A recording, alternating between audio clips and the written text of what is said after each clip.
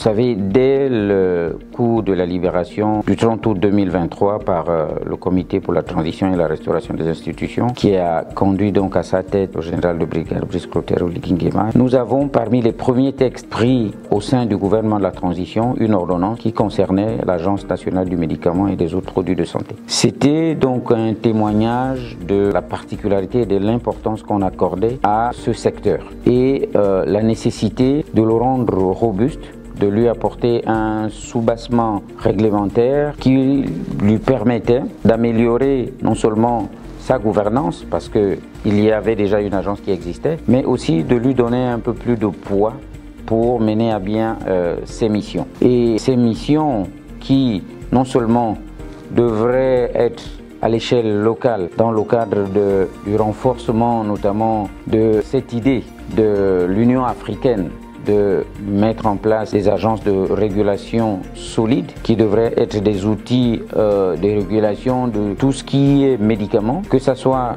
dans la production qui est tant souhaitée par les Africains. D'ailleurs, l'Assemblée mondiale de la santé à Genève en mai-juin dernier est revenue là-dessus. La création d'Africa CDC a pour objectif d'autonomiser les Africains pour répondre au mieux à la demande en offre donc de soins et de médicaments dans nos pays. Mais on ne peut pas offrir des médicaments sans régulation, donc sans agence qui régule tous ces médicaments éventuellement.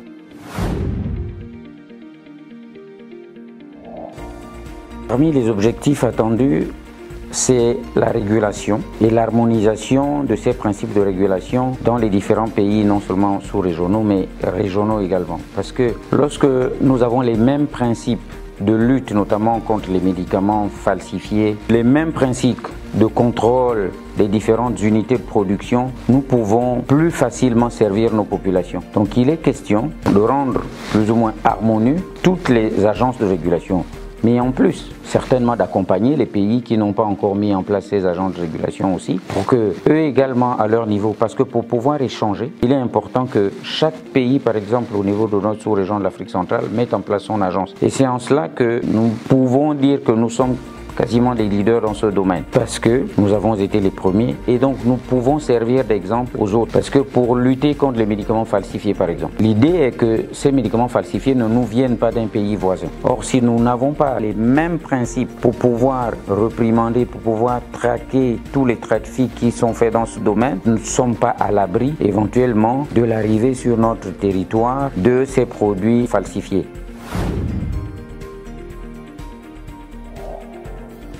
Organiser ce genre d'événement a toujours des retombées parce que si nous sommes leaders en matière de régulation, d'harmonisation et de régulation évidemment ces agences-là et donc de disponibilisation des médicaments, forcément nous avons un regard un peu particulier de la part de ces entreprises du médicament. Donc ça fait des partenariats qui peuvent se créer le plus rapidement possible parce que il faut qu'on vous connaisse pour pouvoir échanger avec vous et vous offrir toutes les opportunités dans un domaine particulier. Donc c'est cela que nous attendons. Nous attendons de ces partenaires un appui parfois dans les mécanismes de régulation, un appui dans l'accompagnement de tous ceux qui peuvent s'installer dans notre pays pour le contrôle qualité. Je prends le cas si on a envie d'accompagner et d'accroître l'installation des entreprises qui produiraient par exemple des médicaments chez nous. Nous n'avons pas toujours la capacité fonctionnelle, la capacité technique, que ce soit de surveiller mais de réguler, parce que dans le mot régulation il y a plusieurs choses là-dedans. Et donc ces entreprises du médicament qui viennent du monde entier quasiment, ça fait des opportunités de pouvoir se faire accompagner par ces entreprises. Donc c'est l'une des choses que le Gabon peut gagner si nous sommes accompagnés. Évidemment, les bénéfices vont aux différentes populations parce que si la production locale elle est bonne, c'est le coût de médicaments qui sera bas, c'est la disponibilité qui sera beaucoup plus rapide que ceux qui n'en produisent éventuellement pas. Donc il y a pas mal d'opportunités éventuelles à explorer et à recevoir après l'organisation de ce genre d'événements.